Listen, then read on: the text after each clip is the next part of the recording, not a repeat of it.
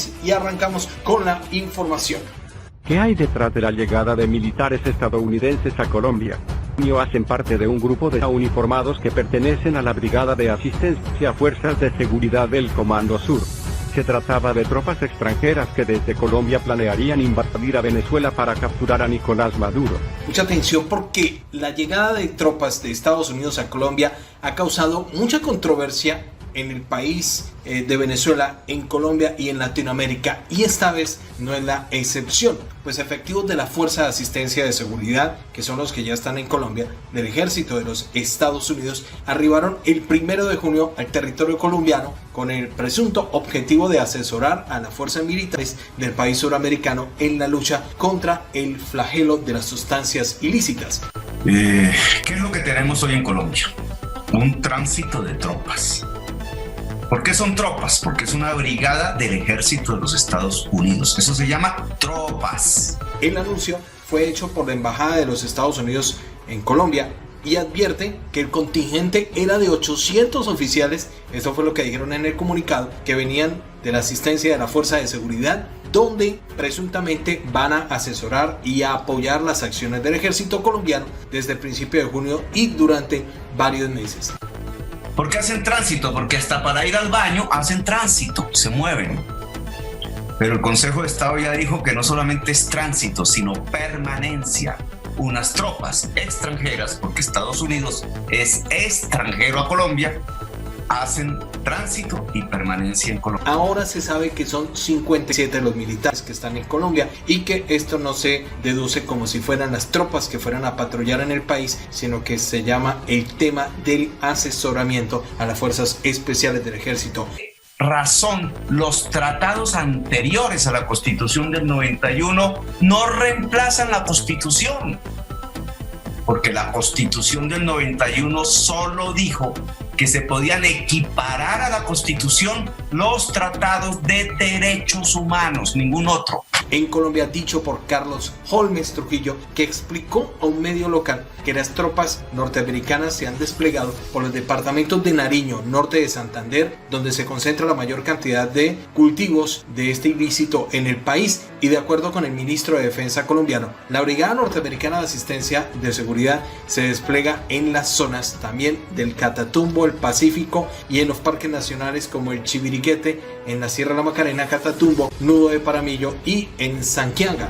Haciendo señalamientos a un hombre de bien, a un hombre respetable, a un demócrata integral como lo es el doctor Iván Duque Márquez. De este debate, por todo lo que se ha dicho, no puede quedar la idea de que el doctor Iván Duque Márquez es la cabeza de una organización de espías, como aquí se ha señalado. De este debate no puede quedar la idea de que el doctor Iván Duque Márquez, el señor presidente de los colombianos, viola la Constitución y la ley y desconoce lo que son las garantías democráticas. Colombia en el 2019 cerró con una cifra de 212.000 hectáreas, un ligero aumento desde los 208.000 hectáreas del año previo, mientras que la capacidad para producir este ilícito aumentó a 951 toneladas desde las 879 que se produjeron en 2018, según las estadísticas de la Oficina de la Política Nacional para el Control de la Casa Blanca.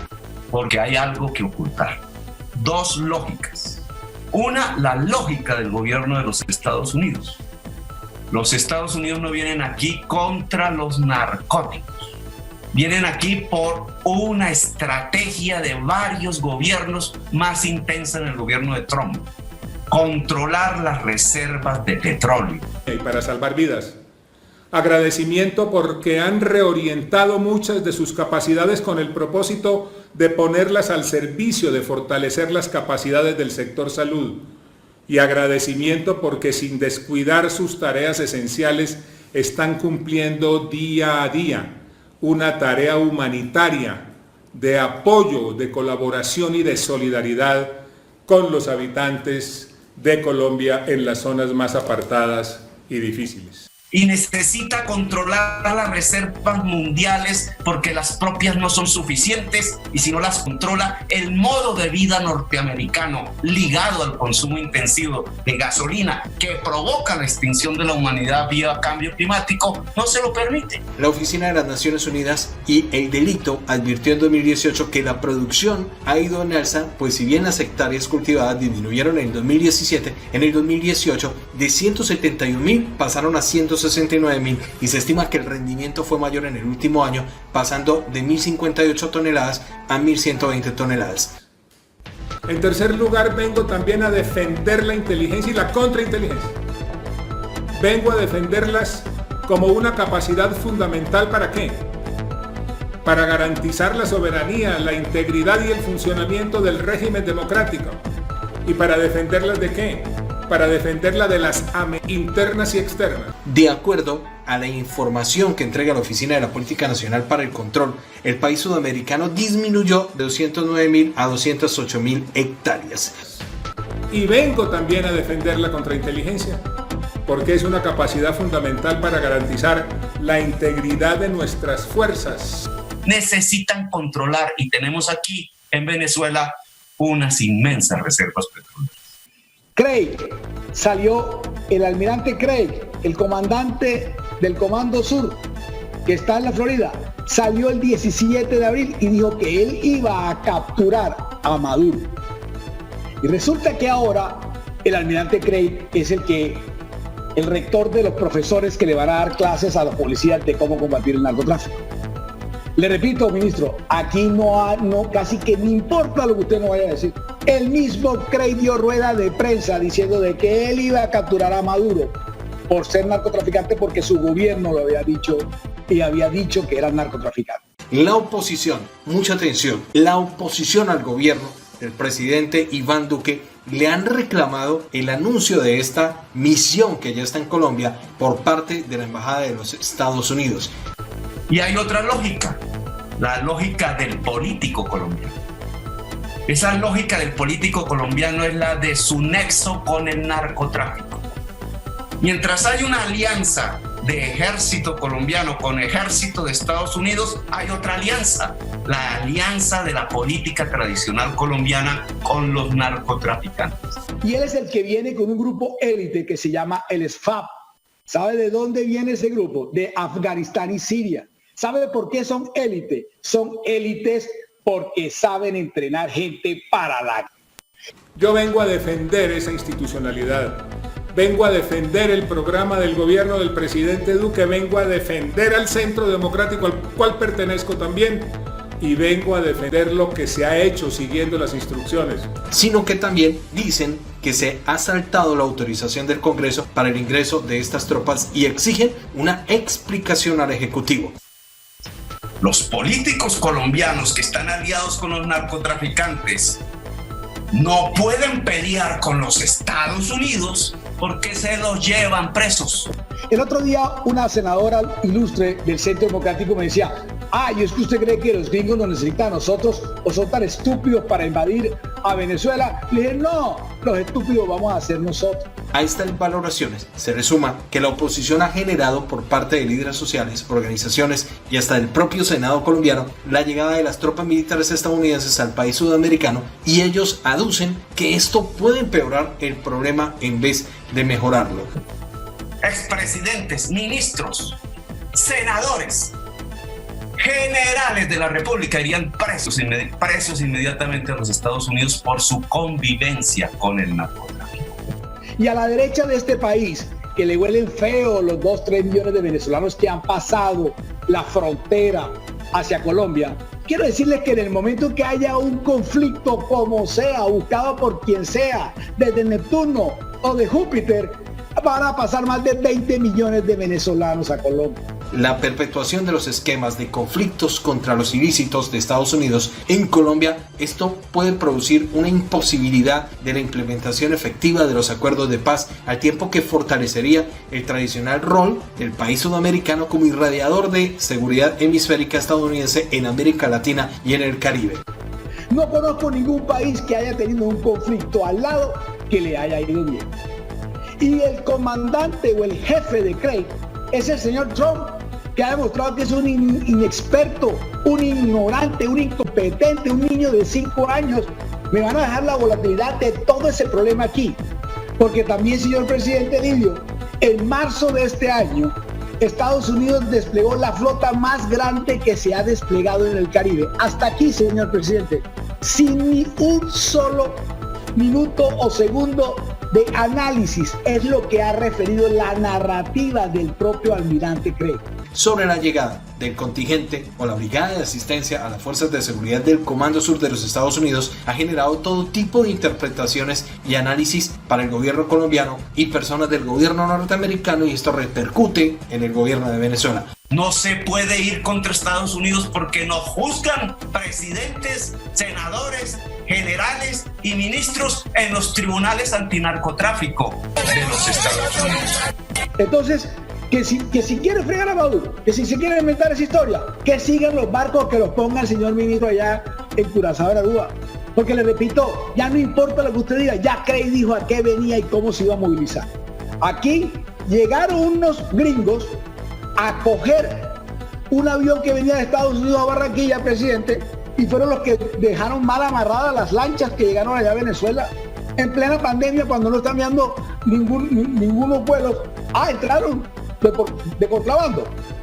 También aquí, presidente, usted recuerda que recogieron incautaron unas armas allá por la Sierra Nevada de Santa Marta que iban para Venezuela, salieron de aquí. ¿Se acuerda, general, que tuvieron que extraditar porque era un mercenario? Salieron de aquí.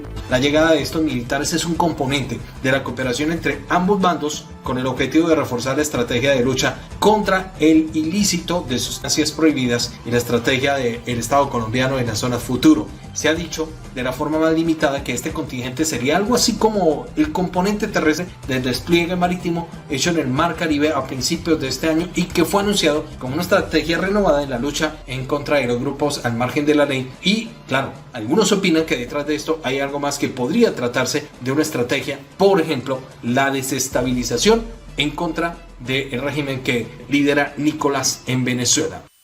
Y por eso, como esas dos lógicas no se pueden evidenciar, entonces hay que hacerlo todo en secreto, por debajo de la decisión del Senado de la República y del pueblo colombiano.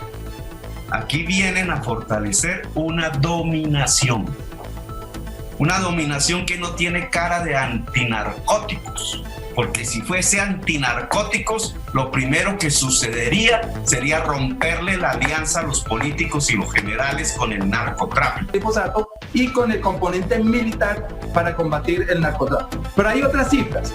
Por ejemplo, una que causa bastante indignación, y es los recursos que se utilizan para fumigar una hectárea de coca en Colombia, de hoja de coca en Colombia.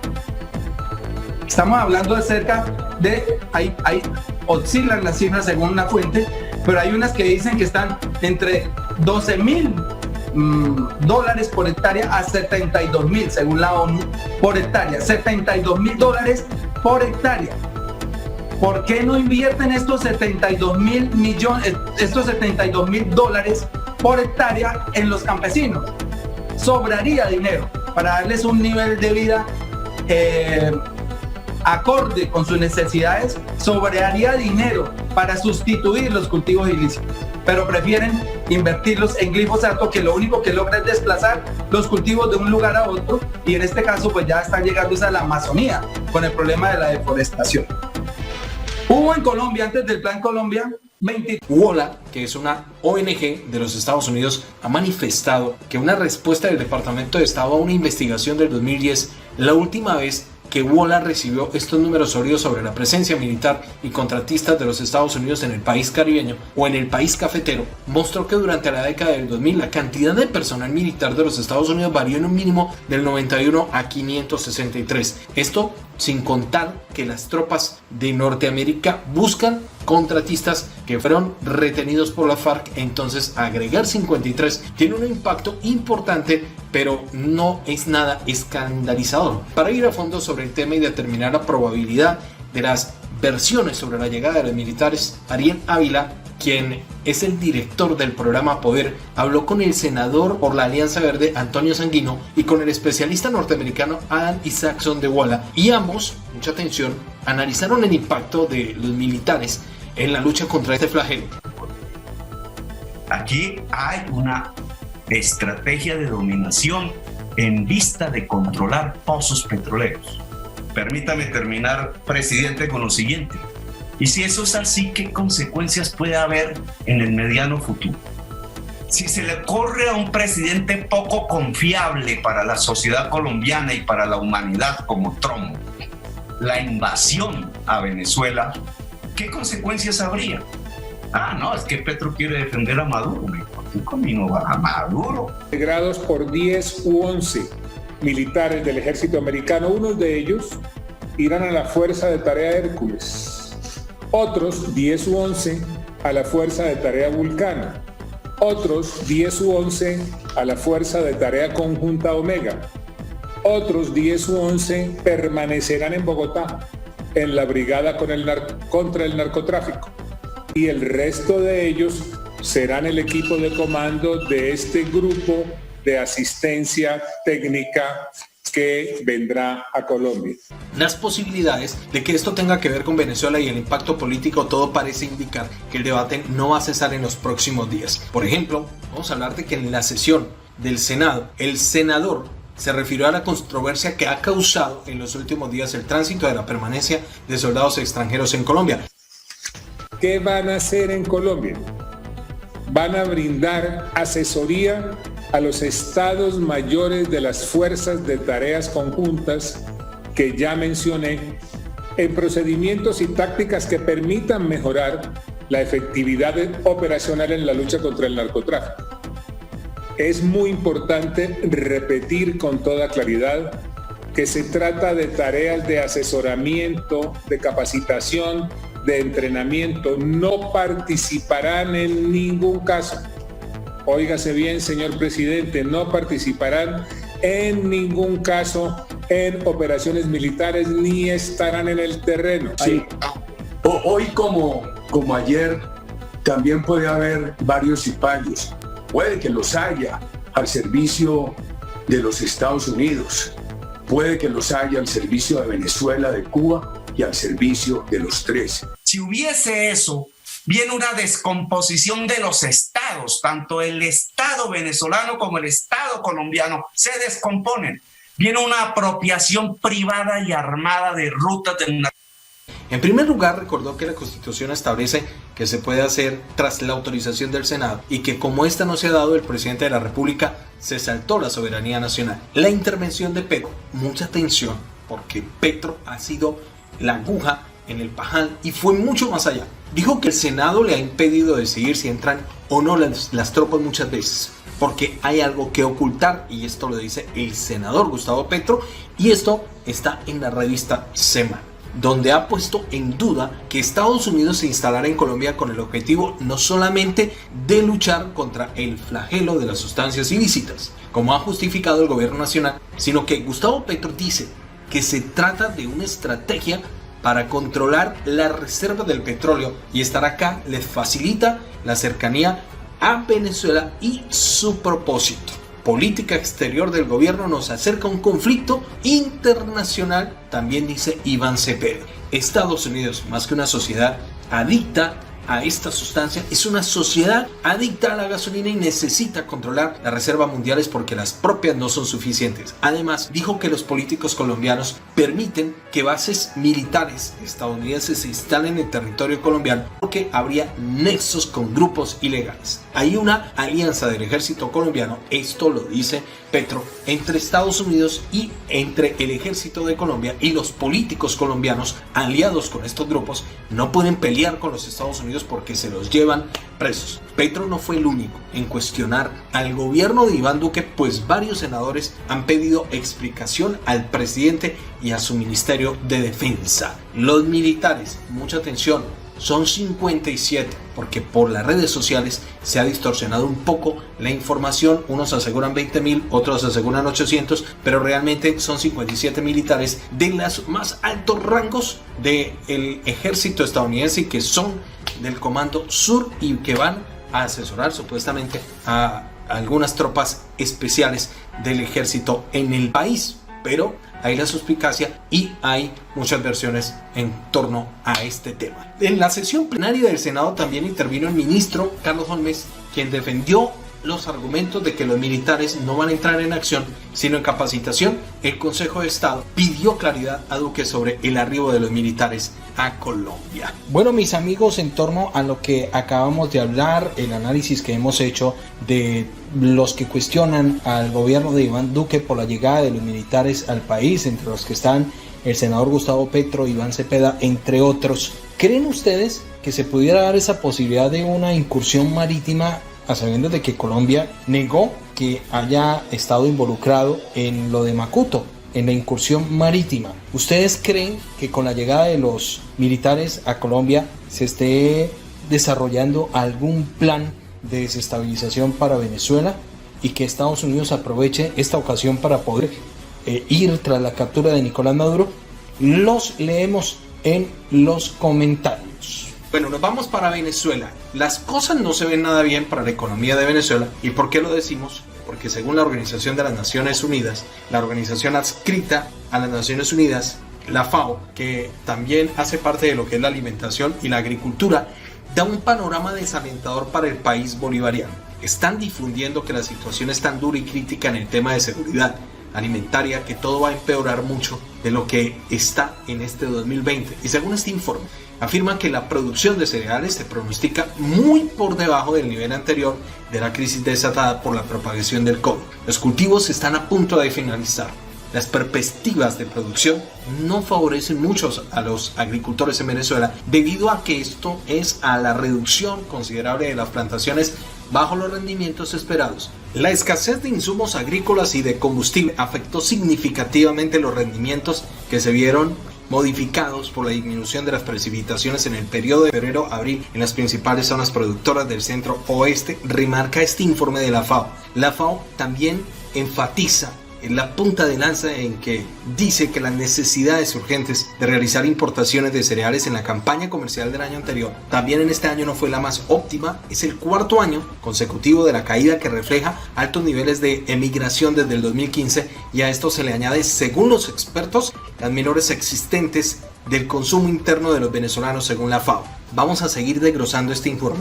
Y dice que es tan difícil la situación económica en Venezuela por la falta de productos agrícolas y de gasolina, que muchos piensan dos veces en lo que van a adquirir, sobre todo los que trabajan con el transporte o los servicios domiciliarios. Las cifras son muy dicientes e inquietantes que se revelan en este informe de la ONU en la FAO, y asegura que escuchen bien, alrededor de 9.3 millones de venezolanos, es decir, se acercan a un tercio del total de la población en Venezuela, carecen de seguridad alimentaria y urgen de alimentos y la asistencia por parte de las autoridades y del gobierno. Y esta cifra destaca que unos 2 millones o 2.3 millones, es decir, un octavo de la población, son clasificados en el área de inseguridad alimentaria severa, complicado. El informe luego recuerda que a principios de mayo del 2020 alrededor de 5,1 millones de venezolanos, es decir, el 17% de la población total, decidieron abandonar el país debido a la alta prevalencia de inseguridad alimentaria, y se estima que más de la mitad del total de venezolanos alojados en Colombia y Ecuador, alrededor de 1.2 millones, padecen inseguridad alimentaria aguda y necesitan asistencia,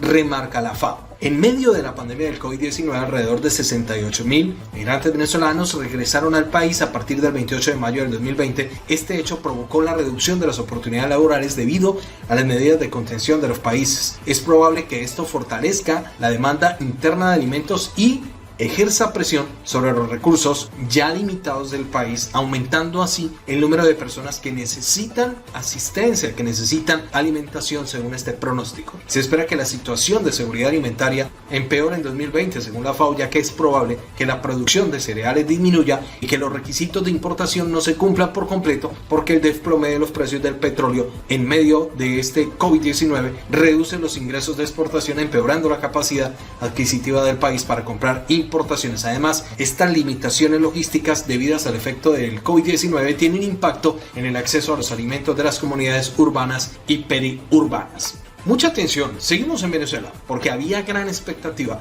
por el matrimonio que se había formado entre los opositores y el gobierno para hacer el frente común para combatir al COVID-19 con las ayudas internacionales que habría concedido Juan Guaidó y que llegarían al país. Pero al parecer, y según los medios internacionales, esto está en entredicho. Primero porque el Tribunal Supremo de Justicia en Venezuela, y que es de mayoría oficialista, ha dicho, o mejor dicho, ha declarado que el gobierno, o sea la Asamblea Nacional, incurrió en lo que se conoce como la designación de los integrantes del Consejo Nacional Electoral, lo que dejaría mal paradas a la oposición en el Parlamento. Es decir, quedarían fuera del proceso de elección de las nuevas autoridades de este organismo. Estamos hablando que no podrían elegir a los rectores de la CNE, que son los que tienen la inmensa responsabilidad en Venezuela de garantizar total transparencia en las elecciones próximas, y por lo que parece, y según esta maniobra y las declaraciones de muchos opositores, el dictador está allanando el terreno para asegurar los puestos y las cuotas políticas de cara a los futuros comicios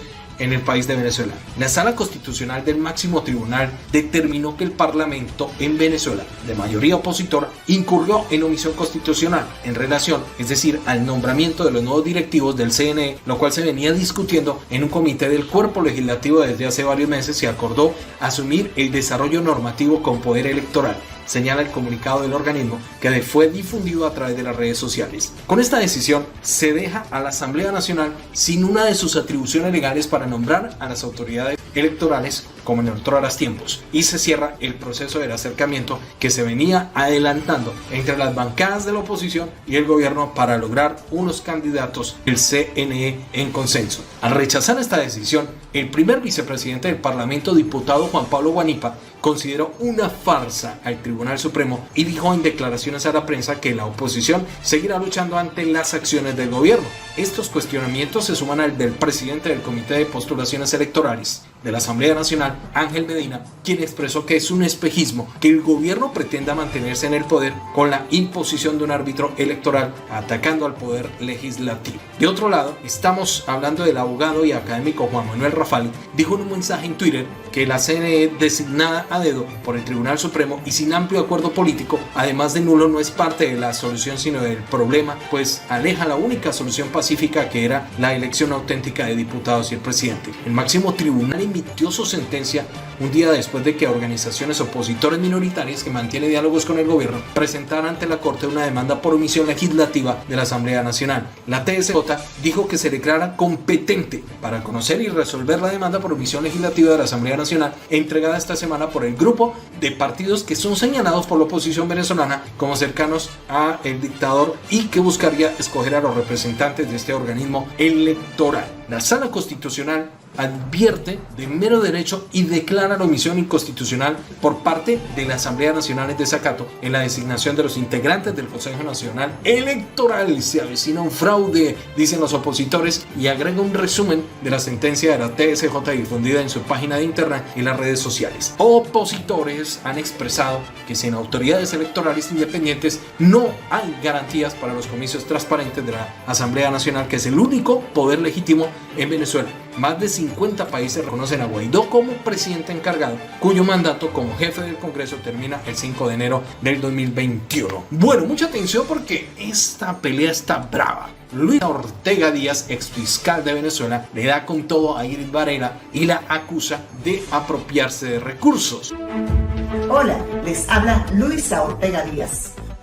Iris Varela ha sido pieza fundamental para la destrucción de la democracia y el Estado de Derecho en Venezuela. Es responsable del surgimiento de los planes en las cárceles y de consolidar estos líderes de terror. Asimismo, es la responsable de los crímenes que ocurren dentro de los centros penitenciarios y de detención preventiva. Vamos a ver qué dice esto. La fiscal general de la República en el exilio afirmó que la presunta corrupción de la ministra de Servicios Penitenciarios deriva en el retardo procesal. En esta ocasión mostraremos cómo esta criminal se robó el dinero de los venezolanos que estaba destinado a la construcción del Centro de Reclusión de Procesados Judiciales del Estado Zulia, que nunca se ejecutó.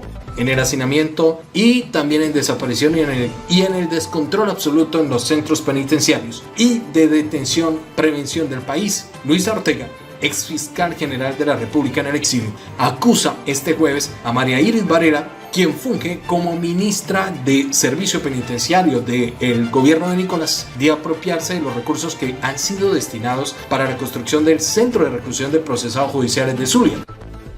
La construcción de este centro lo haría Iris Varela a través del Fondo Nacional para Edificaciones Penitenciarias, uno de los organismos adscritos a su ministerio.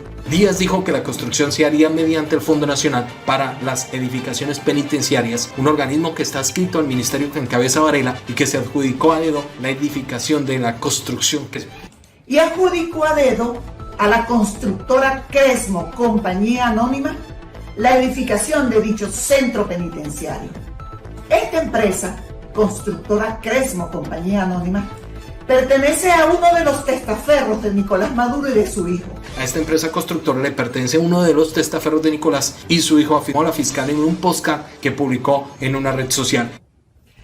La obra iniciaría el 2 de enero de 2013 y culminaría el 29 de mayo de 2015.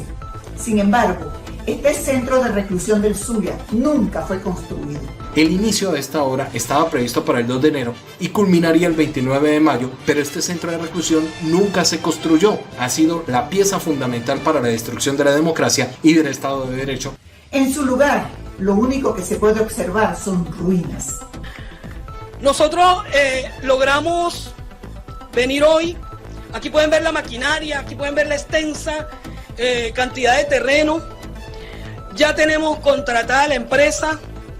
Ahí está una maqueta de lo que va a ser el centro penitenciario productivo del estado Zulia. Es responsable del surgimiento de los planes en cárceles y de considerar estos líderes que no son nada bueno para el país y que ocurre dentro de los centros penitenciarios y de detención preventiva.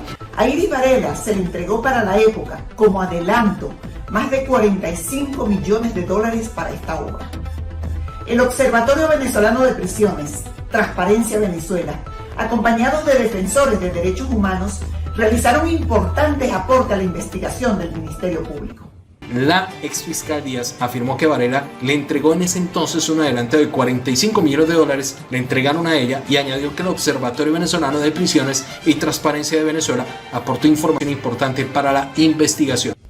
Toda esta trama de corrupción de Iris Varela ha derivado en el retardo procesal, hacinamiento y el descontrol absoluto de todos los centros penitenciarios y de detención preventiva. Todo este entramado de corrupción de Iris Varela ha derivado en el retardo procesal, en hacinamiento, en el descontrol absoluto de todos los centros penitenciarios y de detención de prevención. Ahí está, según ella, el verdadero origen de todo lo que viene ocurriendo en Venezuela en los últimos años.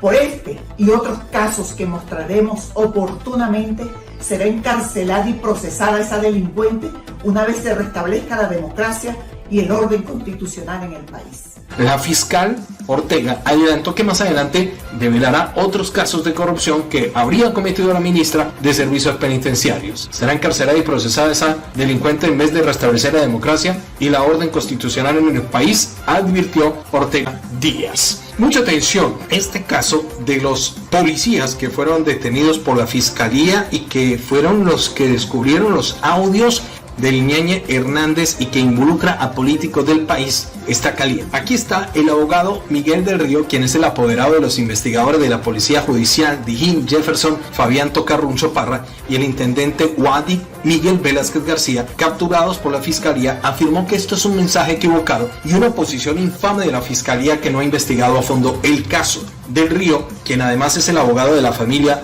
de Óscar Rodríguez, eliminado en el 2011 y por cuyo deceso era investigado por Ñeñe Hernández, señaló el diálogo con El Tiempo, que es el que saca esta nota. Dice que la captura de los uniformados lo que pretende es desviar la atención frente al caso de la ñeñe política en el país. En este caso hay actos que están investigados en el fondo del tema, asociados a financiación de campañas del presidente Duque, desviando la atención contra un investigador de policía judicial. Lo que buscan es lastimar un poco la prueba original, puntualizó la defensa del Río. El abogado también explica que se contamina la prueba principal o las pruebas accesorias al futuro, se podría caer el caso de la ñeñe política. También puntualizó que el fiscal Barbosa debió separarse de este caso por ser cercano a Iván Duque, precisamente desde el momento en que salieron a relucir los nombres de María Claudia Daza, Goyo Hernández, Priscila Cabrales. El fiscal tendría que haberse separado del cargo por razones lógicas, porque son personas cercanas al gobierno. Desde que salieron a relucir estos nombres, el fiscal debió haberse separado, dice el abogado. Por esta razón recusó al fiscal Barbosa, por quien considera que estaba impedido en este caso.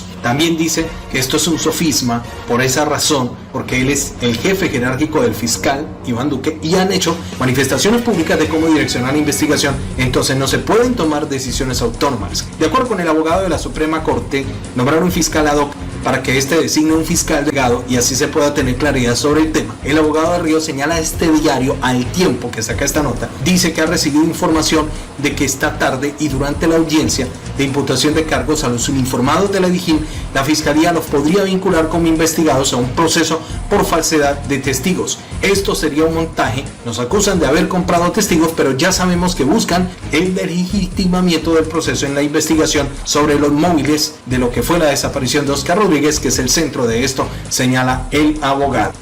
Es una incógnita en Venezuela el paradero de Juan Guaidó. Desde hace unas semanas, el paradero del político venezolano es motivo de especulación y es blanco de múltiples procesos judiciales en Venezuela. Nicolás ha dicho que estamos enfrentando una verdadera crisis por las sanciones criminales de Estados Unidos, dijo al ofrecer un balance con complicidad del prófugo de la justicia, aludiendo a Guaidó, que estaba escondido en una embajada. La embajada de Francia, directamente desde el gobierno de este país, desmintió al canciller Arriaza, que habría dicho que allí estaba el presidente interino en la embajada de Francia en la capital venezolana. Si en la embajada de Francia no está, ¿dónde está Guaidó? El presidente interino de Venezuela, Juan Guaidó, acusó al líder del gobierno venezolano de suministrar gasolina y petróleo a Cuba en momentos en que el país andino atraviesa la más dura crisis con el combustible. Durante una reunión del denominado Plan País, programa diseñado por la Asamblea Nacional para revitalizar la economía venezolana, el líder opositor recalcó que el petróleo de Maduro enviado a la isla sirve a su gobierno para continuar reprimiendo al pueblo. No hay dólares, pero el régimen le regala el petróleo a Cuba. Tenemos información de que en estos momentos hay un buque en Puerto Cabello llegando para llevarse la gasolina a Cuba, gasolina que le regalan al régimen cubano, no al pueblo, sino a un régimen auspiciador de gobiernos como el de Nicolás, de gobiernos que reprimen al pueblo, dijo Guaidó. La denuncia del presidente interino llega después de que el gobierno de Nicolás haya subido los precios del combustible en una medida que ha provocado extensas colas de autos en las redes del servicio de todo el país. El régimen trata de solucionar la escasez de gasolina importándola desde Oriente Medio, mientras las exportaciones del petróleo cayeron en mayo a su nivel más bajo desde 2003 como resultado de las sanciones de los Estados Unidos. Guaidó recordó que en Venezuela llegó a ser el cuarto nivel mundial con más inversiones en su industria petrolera, un dinero que no fue bien invertido, cerca de $300 mil millones para dejar de producir 2 millones de barriles de petróleo, precisó el presidente interino.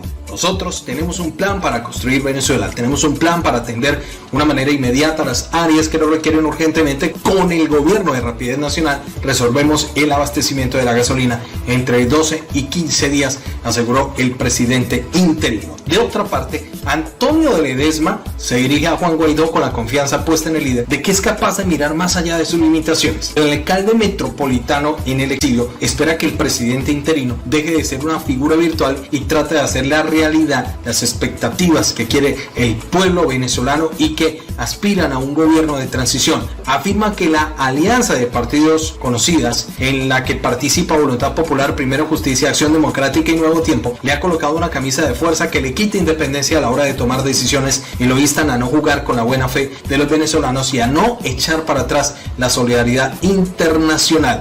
Ledesma también pide a Guaidó que concrete la entrada de la DEA al país para capturar a Nicolás. Mucha atención porque el presidente Iván Duque designó a Luis Fernando Suárez Vélez como encargado de la gobernación de Antioquia y suspendió al gobernador electo Aníbal Gaviria luego de que la fiscalía ordenara detenerlo este viernes. dijo Iván Duque que en cumplimiento de las disposiciones legales y mediante el decreto 821 informa al país y a los antioqueños que ha encargado como gobernador de Antioquia al doctor Luis Fernando Suárez Vélez, quien actualmente se desempeña como secretario de gobierno del departamento, escribió Iván Duque desde su cuenta en Twitter. Luis Fernando Suárez Vélez, antes del nombramiento hecho mediante el decreto 821, era secretario de gobierno del departamento de Antioquia. Mucha atención porque el senador de Colombia, Álvaro Uribe, alista una demanda en contra de la serie Matarife. Uno de los abogados del expresidente Abelardo de la Espriella lo ha confirmado y afirmó que van a pedir una rectificación del autor de la serie y luego los juristas emprenderán los procesos judiciales en contra de los participantes de la serie y su creador por utilizar diferentes nombres y seudónimos en el video. El abogado se refiere a los procesos como lo llevaron en contra del periodista Gonzalo Guillén en 2018 porque este lo llamó igual que el video de la serie y se consideró improcedente por la falta de requisitos de rectificación previa, y ese fallo lo permitía llamar al expresidente de esta forma al senador. No obstante, Espriella dice que nunca se otorgó la licencia para llamar a Álvaro Uribe de esa forma y dañar su buen nombre. Medios nacionales dicen que ante esta situación el senador no puede pelear con este fallo porque no solicitó la rectificación y revelan imprecisiones en la serie que ha causado revuelo en el uribismo. Incluso Paloma Valencia dice que esto destruye el prestigio de Uribe en las nuevas generaciones. La periodista Salud Hernández dijo que lo rescata de la serie es haber dejado las sustancias ilícitas. Sin embargo, desde otras barreras muchos periodistas siguen cuestionando la serie. Bueno, ¿ustedes qué opinan de esta acción que emprende el senador Uribe? Lo leemos en los comentarios. Llegamos a la parte final. A ustedes, mis amigos, mil gracias por todos sus comentarios, por los likes, por ayudarnos a crecer en esta plataforma. Los invitamos a que se suscriban. Para los nuevos suscriptores, muchas gracias. Nos esforzamos todos los días por informarlos de la mejor manera aquí en Noticias de Última Hora. Les entregamos la mejor información de fuentes confiables para todos ustedes. Un abrazo, Dios los bendiga, nos escuchamos en el próximo video. Recuerde suscribirse,